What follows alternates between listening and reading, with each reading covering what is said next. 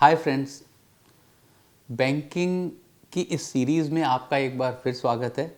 और इस बार मैं आपके सामने एक बहुत ही नया लेकिन बहुत ही ज्वलंत बर्निंग टॉपिक लेके आया हूँ, जिसका नाम है फाइनेंशियल इंक्लूजन। चलिए मैं आपका थोड़ा सा सामान्य ज्ञान टेस्ट कर लेता हूँ। क्या आपने इन स्कीम्स के बारे में सुना है जिनका नाम मैं अब लेने जा रहा हूँ?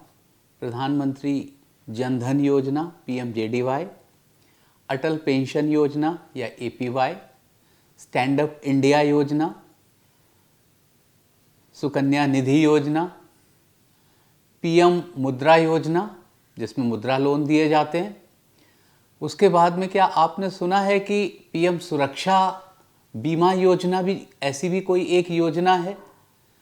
कम से कम PM किसान सम्मान निधि के बारे में तो आपने ज़रूर सुना होगा, क्योंकि इसका तो बार बार हर 4 महीने में जिक्र होता है जब प्रधानमंत्री 2000 रुपये हर उस किसान को ट्रांसफ़र करते हैं जो एक गरीब किसान है। तो इन स्कीम्स के बारे में मैं क्यों पूछ रहा हूँ? ये सारी की सारी स्कीम्स उन लोगों के लिए हैं जो हमारी मुख्य धारा से, मेन स्ट्रीम से कटे हुए हैं और उनको भारत सरकार मेन स्ट्रीम में लाने की कोशिश कर रही है। भारत के हर नागरिक को विकास की इस धारा में लाने का नाम, फाइनेंस की इस स्ट्रीम में जोड़ने का नाम ही है फाइनेंशियल इंक्लूजन। मतलब उस व्यक्ति को इंक्लूड किया जाए जो कतार में सबसे पीछे खड़ा हुआ है। और वो पीछे कौन खड़ा हुआ है? सबसे पहले चलिए अब बात ये करते हैं। पीछे 8 या 10 तरह के लोग खड़े हुए हैं। हमारी महिलाएं खड़ी हुई हैं जिनको हम इंक्लूड नहीं कर रहे हैं। हमारी GDP इस समय अगर वर्ल्ड की हम 5वीं सबसे बड़ी अर्थव्यवस्था हैं, 5th largest economy in the world, very soon going to be the 3rd largest economy in the world with 5.5 to 6 trillion USD। तो क्या हम बिना स्त्रियों की मदद के इस चीज़ को कर पाएंगे? ये एक बहुत बड़ा क्वेश्चन मार्क है। तो सबसे पहले तो हमें स्त्रियों को इंक्लूड करना पड़ेगा। इवन पढ़े लिखे घरों की, पैसे वालों की, मिडिल क्लास फैमिलीज की स्त्रियों को भी फाइनेंशियल इंक्लूजन की ज़रूरत है।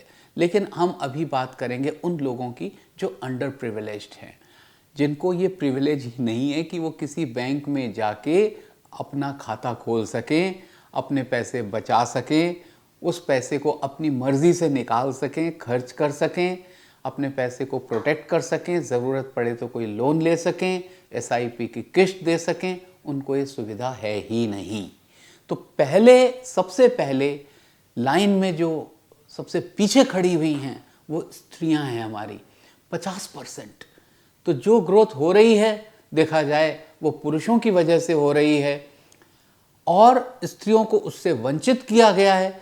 क्यों? स्त्री सारे दिन काम करती है, घर में काम करती है, बच्चों की, फैमिली की देखभाल करती है, लेकिन वो ऐसे इनफॉर्मल सेक्टर में है जहाँ पे उसको इस बात का कोई भी मेहनताना दिया ही नहीं जाता। तो हमें अगर वर्ल्ड की बड़ी इकोनॉमी बनना है तो सबसे पहले अपनी स्त्रियों को इंक्लूड करना पड़ेगा। That is one. तो financial inclusion has to be majorly about including women into your workforce, into your productive force towards earning finance. That is one. दूसरा, आपने कभी सोचा है कि कौन से वो लोग हैं जो इसमें इंक्लूड नहीं हैं? इनफॉर्मल, जिनको सेक्टर कहते हैं, इनफॉर्मल सेक्टर, सैलरी उनको आती है लेकिन सैलरी कहाँ से आती है? किसी फॉर्मल सेक्टर से नहीं आती। ये किसी बैंक में, ये पुलिस फोर्स में ये काम नहीं करते, या आर्मी, नेवी, एयरफोर्स में काम नहीं करते, ये टीचर्स नहीं हैं किसी गवर्नमेंट स्कूल में या प्राइवेट सेक्टर में। ये वो लोग हैं जो हमारे आपके यहाँ, जो एक लड़की, एक महिला बर्तन धोने आती है, मेड जिसे कहते हैं हम, या हाउस हेल्पर कहते हैं, जो लड़के आपके यहाँ काम करते हैं, आपका माली है, आपका ड्राइवर है।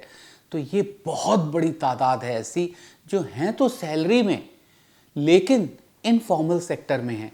तो इनका हम कैसे इस्तेमाल करते हैं? हम कभी भी चाहें इनको सैलरी इनकी रोक लेते हैं, हम 2-2, 3-3 महीने बाद इकट्ठी करके दे देते हैं। कई बार हम भूल जाते हैं और हम कहते हैं नहीं हमने दे दी है। तो ये ऐसा इनफॉर्मल सेक्टर है जिसमें ये कहीं पे कंप्लेन नहीं कर सकते। तो ये एक अंडर प्रिविलेज तबका है हमारी सोसाइटी का, जिसको हमें बैंकिंग की, फाइनेंस की, मॉनेटरी पॉलिसीज़ की मेन स्ट्रीम में इंक्लूड करना है। ये दूसरा सबसे बड़ा तबका है। तीसरा तबका है आपका वो तबका जो सेल्फ एम्प्लॉयड है। कहने को तो वो सेल्फ एम्प्लॉयड है, ओके, और वो कैश पे सेल कर रहा है, लेकिन कोई ठिकाना नहीं है कि उसकी सेल कितनी होगी, कब होगी। अगर वो घर से ना निकले तो भी क्या उसकी चीज़ें बिक जाएंगी। आपने देखा होगा चौराहों पे फूल बेचने वाले, कोई छोटा मोटा सामान बेचने वाले, प्लास्टिक की चीज़ें बेचने वाले, आपके खोमचे वाले, पानी पूरी, पाव भाजी, सड़क पे ठेला लगाने वाले, ये लोग कहाँ हैं? इनका अगर एक दिन घर में से ना निकलेंगे तो क्या इनकी इनकम का कोई ठिकाना है? क्या इनको कोई सोशल अम्ब्रेला है? क्या इनका भविष्य, इनकी तकदीर सिक्योर की जा सकती है? नहीं। तो ये भी हमारे वो लोग हैं जो फाइनेंशियल इंक्लूजन के लिए हमारा इंतज़ार कर रहे हैं। इसके सिवा एक बहुत और भी बड़ा तबका है जिसको हम कहते हैं फार्म लेबर। देखिए, किसान दो तरह के होते हैं। एक वो हैं जिनकी ज़मीन है, कोई ज़रूरी नहीं जब आप खेत में काम करते हुए देख रहे हों तो वो मालिक हो उस ज़मीन का। हो सकता है मालिक घर में बैठा हुआ हो, वो पैसे वाला किसान है, उसका अपना एक पक्का घर है, पंखा लगा हुआ है, हैंड पंप है, उसे जाने की ज़रूरत नहीं है, उसके पास चार पैसे हैं। तो वो क्या करता है, एक ऐसे लैंडलेस लेबर को एम्प्लॉय करता है अपने खेत पे, जो उसके लिए काम करके फसल उगाता है, और वो फसल बेच के किसान अपने पास मेजर हिस्सा रखता है और बहुत कम रकम, मजदूरी की रकम उस लैंडलेस लेबर को या फार्म लेबर को देखता है। ये वो लेबर हैं जो माइग्रेंट्स हैं। जब पंजाब में, हरियाणा में, गुजरात में फसलें कटती हैं तो यूपी, झारखंड, बिहार, मध्य प्रदेश, छत्तीसगढ़, राजस्थान, इन जगहों से ये लोग वहाँ जाते हैं और थोड़ा बहुत कमा के ले आते हैं। इनकी सबसे बड़ी प्रॉब्लम ये भी होती है, ये सीजन्ड लेबर होते हैं और माइग्रेंट्स होते हैं। आपने कोरोना पीरियड में, कोविड के काल में देखा होगा कि कैसे इन लोगों का पॉलिटिसाइजेशन भी हुआ है। इन्हें तो कुछ पता ही नहीं चला कि इनके ऊपर पिक्चरें भी बन गई, सब कुछ हो गया, लेकिन ये वहीं के वहीं रहे। अब प्रॉब्लम ये आती है कि अगर हम इनको इंक्लूड नहीं करेंगे और इनको हम वो सुविधाएं नहीं देंगे जो सिर्फ़ और सिर्फ बैंकिंग दे सकती है, तो फिर इनका कोई योगदान हमारी जीडीपी में नहीं होगा। और भले ही हम तीसरी अर्थव्यवस्था बन जाएं, भले ही हम कभी दूसरी अर्थव्यवस्था भी बन जाएं, लेकिन अगर एक बहुत बड़ा तबका हमारा उसमें कोई बेनिफिट नहीं ले पा रहा है तो वो तरक्की आधी और अधूरी होगी। सिंपल सी बात है, फाइनेंशियल इंक्लूजन अगर किसी का नहीं है तो उस आदमी को अगर पैसे चाहिए तो कहाँ से ले रहा है वो? आइए चलिए हम इस पे अब थोड़ा सा आगे बढ़ते हैं। होता ये है कि अगर मैं माना एक माइग्रेंट लेबर हूँ जो यूपी से पंजाब के लिए धान काटने अब जा रहा है, तो वहाँ से मुझे 8 या 10 हज़ार रुपये मुझे महीने के मिले और मैंने 3 महीने वहाँ पे मेहनत की, 25-30 हज़ार रुपये या हो सकता है 40 हज़ार रुपये कमाए। अब मुझे थोड़ा लालच होता है कि शायद मैं किसी और के खेत में भी काम कर लूँ। मैंने 40 हज़ार तो इकट्ठे कर लिए, अब मैं उसको अपने दोस्त के ज़रिए भिजवा देता हूँ अपने गाँव में, अपनी पत्नी और अपने बच्चों के पास। अब 40 हज़ार रुपये पहुँचते हैं या 35 ही पहुँचते हैं, ये तो एक कंजेक्चर की बात है, लेकिन पॉइंट ये आता है कि वो पैसे तो अनप्रोडक्टिव हो गए। कैश मैंने लिया और कैश वहाँ पे पहुँचाया, जब पहुँच गया तो कैश ही खर्च किया गया, ये मेन स्ट्रीम से बाहर रहा। इस पैसे का मुझे कोई फ़ायदा ऐसा नहीं मिला जो मिल सकता था।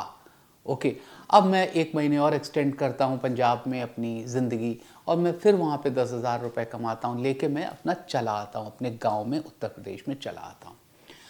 तो ये पैसा अगर मेरे पास आया है तो सिर्फ 5-6 महीने के लिए आया है, बाकी के 5-6 महीने मुझे साहूकार से उधार लेके अपनी ज़िंदगी चलानी पड़ेगी। और साहूकार से उधार लेने में क्या होता है, साहूकार कभी भी नहीं चाहता कि मैं उसके पैसे वापस करूं, क्योंकि उसने मेरी ज़मीन गिरवी रखी हुई है। छोटा सा मेरे पास एक टुकड़ा है, एक बहुत ही छोटा सा 1 बीघे का, तो वो साहूकार की नज़र उसके ऊपर है जिसकी कीमत शायद 2 या 3 लाख रुपए हो, लेकिन मुझे 15-20 हज़ार रुपये उधार दे के चाहता, रोज़ पूजा करता है साहूकार भगवान की कि ये मैं पैसे दे ही ना पाऊँ कभी, वो मेरी ज़मीन हड़प कर ले। तो मैं तो फिर अल्टीमेटली 110% लैंडलेस लेबर बन गया। अब तो मेरे पास इतनी ज़मीन भी नहीं है कि मैं उसमें आलू प्याज उगा के अपने लिए काम कर सकूं कुछ उसमें। तो ये चीज़ एक विशियस साइकिल की तरह बढ़ती रहती है। अब चूंकि मैं लैंडलेस लेबर हो गया तो मेरे बच्चे भी लैंडलेस लेबर हो गए। तो गरीब, अगर आज आप कोई देख रहे हैं, सोचिए इस बात को, अगर आज आप किसी अमीर को देख रहे हैं तो हो सकता है उसके फादर कभी गरीब रहे हों, लेकिन अगर आज आपका इंट्रोडक्शन एक गरीब आदमी से हुआ है तो आप ये सोचिए कि उसकी 7 पीढ़ियों में कभी भी कोई अमीर रहा ही नहीं। ये एक बहुत दुख देने वाली बात है, लेकिन हज़ारों साल से वो आदमी गरीबी ही झेल रहा है। अगर कोई फुटपाथ पे सो रहा है तो ये सोच के चलिए कि 100 साल पहले उसके great grand grand grand parents भी सड़क पे ही सोते थे। इस चीज़ को हमें दूर करना है। तो वो तब दूर हो सकती है जब हम उसको एक मेन स्ट्रीम में लेके, फाइनेंशियल मेन स्ट्रीम में लेके आएंगे। हम सबसे पहले उसे उसके पैसे सेविंग्स अकाउंट में डालना सिखाएं। अब पॉइंट ये आता है कि क्यों नहीं पढ़ते हैं सेविंग्स अकाउंट में। बैंक्स की अपनी प्रॉब्लम्स हैं, बैंक्स रूल बाउंड होते हैं, उनको ये डॉक्यूमेंट चाहिए, ये आइडेंटिफिकेशन चाहिए, वो चाहिए, फलाना चाहिए, इंट्रोडक्शन चाहिए, सब चीज़ें चाहिए। तो फिर अकाउंट खुलेगा कैसे उसका ना तो कोई पता है ना कोई ठिकाना है। तो ये सोचते हुए गवर्नमेंट ऑफ इंडिया ने PMJDY स्कीम भी लॉन्च की। अब आपको कोई ऐसा डॉक्यूमेंट देने की ज़रूरत नहीं है जनधन योजना में कि जिसके बिना आप अकाउंट ना खोल सकें। तो 50 करोड़ के आसपास अकाउंट्स खोले गए हैं। यकीन मानिए ऐसा पहले कहीं नहीं हुआ, ऐसा ह्यूमन काइंड की हिस्ट्री में भी पहले कभी हुआ नहीं। लेकिन ये बात ऐसा नहीं कि 50 करोड़ अकाउंट खुल गए तो हमारी सारी समस्याओं का समाधान हो गया, सब फिनेंशियल इंक्लूजन में आ गए। नहीं, बिल्कुल नहीं। अभी तो सिर्फ बचत करी है, उसमें करीब 1.5 से 2 लाख करोड़ रुपए इन 50 करोड़ अंडर प्रिविलेज लोगों के पड़े हुए हैं। इसका मतलब है यहाँ पोटेंशियल है। अब क्या होता है, इसके सिवा आदमी को ज़रूरत पड़ती है कभी कभी लोन लेने की। अब लोन लेना अनऑर्गेनाइज सेक्टर से तो बहुत महंगा पड़ जाता है, जिसे हम शैडो बैंकिंग या पैरा बैंकिंग कहते हैं। उनके इंटरेस्ट भी बहुत हाई होते हैं। और अगर साहूकार से लोन लिया, मनी लेंडर से लोन लिया, तो समझ लो ज़िंदगी भर के लिए बंधुआ मजदूरी में ही बंध गए। तो यहाँ पर उसको बचाने के लिए हमें देखना पड़ेगा कि किस चीज़ के लिए लोन लेना चाह रहा है। अगर वो लोन लेना चाह रहा, माना 20,000 रुपये अपनी बेटी की शादी के लिए लेना चाह रहा है, तो क्या अगली बार जब वो माइग्रेंट लेबर की तरह पंजाब में या गुजरात में कहीं जाएगा तो क्या इतने पैसे कमा लेगा कि एक मुश्त आपका लोन पे कर सके? या माना अगर वो टोकरियां बना रहा है और टोकरियां उसकी बिकेंगी, मैंगो के सीज़न में बिकेंगी, पेटियां बना रहा है लकड़ी की, तो क्या मैंगो के सीज़न में इतना कमा लेगा कि जो आपके पैसे वापस कर सके? तो एक मीनिंगफुल लेंडिंग करना दूसरा आयाम है, दूसरी डायमेंशन है फाइनेंशियल इंक्लूजन की। क्योंकि हम चाहे किसी भी तबके के आदमी हों, चाहे अगर हम अंबानीज हैं तो हमें हमारे प्रोजेक्ट्स के लिए लोन चाहिए, बड़े बड़े प्रोजेक्ट्स के लिए बिलियंस ऑफ डॉलर्स चाहिए, रोज़ पेपर में आता है। अगर हम मिडिल इनकम ग्रुप में हैं तो हमें हमारे होम लोन के लिए, हमारे कार लोन के लिए हमें पैसे चाहिए होते हैं, ठीक है। लेकिन लोअर क्लास जो तबका है उसको पैसे चाहिए होते हैं छोटे छोटे रोज़गारों के लिए। तो यहाँ पे आपकी मुद्रा योजना हो गई वगैरह, एक काफ़ी सारी चीज़ें हैं। अटल पेंशन है कि आप थोड़ा सा पैसा दीजिए और फिर एक उम्र तक देंगे तो आपको एक उम्र के बाद में ओल्ड एज पेंशन मिलेगी। इन स्कीम्स के बारे में हम इंडिविजुअली बातें करेंगे। तीसरा इसका पहलू है कि आपके पास पैसा तो आया, आपने लोन भी दिया, आपने उसकी बचत करने की आदत भी डलवा दी, लेकिन एक छोटे से प्रीमियम से क्या आप उसका हेल्थ इंश्योरेंस करा रहे हैं? अगर आप हेल्थ इंश्योरेंस नहीं करा रहे तो क्या हेल्थ कार्ड बनवा के उसका दे रहे हैं? तो ये चीज़ तीसरी डायमेंशन है, protect your health, protect your property. और चौथी चीज़ है इन्वेस्टमेंट। अगर एक आपको मैं बात बताऊं जो आपको अच्छी लगे तो मुझे बड़ी खुशी होगी आपसे शेयर करते हुए कि इंडिया में इस समय 10 करोड़ डीमैट अकाउंट्स हैं। 10 crore is a big number. हम पहले 1.5-2 करोड़ के आसपास ही थे, लेकिन अचानक से बहुत तेज़ी से ये नंबर बढ़ा है। इसका मतलब है ये SIP करने वाले, म्यूचुअल फंड्स में पैसे डालने वाले लोग बहुत तेज़ी से बढ़ रहे हैं। यहाँ पर एक बड़ी छोटी सी रकम से आप अपनी रकम को बढ़ता हुआ देख सकते हैं। ऐसा नहीं कि हम मिडिल क्लास के लोग ही इस चीज़ में इन्वॉल्व होने चाहिए। इवन एक जो अंडर प्रिविलेज तबके का इंसान है, जो एक लेट्स से एक ऑटो रिक्शा ड्राइवर है, टैक्सी ड्राइवर है, हम उससे भी कह सकते हैं कि आप 500 रुपये, 1000 रुपये, 2000 रुपये महीना निकाल ही दीजिए, और ये आपके लिए बहुत बड़ी रकम साबित होगी जब आपका बच्चा कॉलेज में पढ़ने जाएगा या आपकी बेटी की शादी हो रही होगी। तब आपको किसी से कर्जा नहीं लेना पड़ेगा। तो ये इसका एक अनदर डायमेंशन, फोर्थ डायमेंशन है। तो financial inclusion, I will sum it up, financial inclusion is about including everybody into the banking mainstream who has not been included at all। चाहे फिर वो मिडिल क्लास की विमेन हो, चाहे फिर वो ओल्ड लोग हों जो रिटायरमेंट जिनका हो चुका है या काम नहीं कर सकते, फिर चाहे वो ट्रांसजेंडर्स हों, ओके, फिर चाहे वो फार्म लेबर हो, माइग्रेंट लेबर हो, या फिर वो एक ऐसा अनऑर्गेनाइज सैलरीड या सेल्फ एम्प्लॉयड पर्सन हो जिसको बैंक की ज़रूरत है। ओके, तो यहाँ पर मैं इस चीज़ को ख़त्म करता हूँ। उसके बाद में वन बाय वन हम अपने नेक्स्ट वीडियोस में गवर्नमेंट की उन सारी स्कीम्स को शॉर्ट में डिस्कस करेंगे। और मैं चाहता हूँ कि ये मैसेज सब तक जाए, क्योंकि हम में से बहुत से लोगों को नहीं पता है कि मुद्रा योजना के अंतर्गत एक युवा ऐसा लोन ले सकता है जिसके लिए उसको कोई भी ज़मीन या जायदाद रखनी ना पड़े, क्योंकि उसके पास तो होती ही नहीं है। हमें नहीं पता है कि कई बार हमें पता नहीं होता है कि सुकन्या समृद्धि योजना क्या होती है, कैसे विमेन उसका फ़ायदा उठा सकती हैं। अगर नहीं रजिस्टर उन्होंने किया है तो कर सकती हैं। इस तरह से बहुत सारी स्कीम्स हैं और इसको बहुत ज़्यादा तेज़ी से आगे बढ़ाने की ज़रूरत है। Thank you. Let's meet in my next video.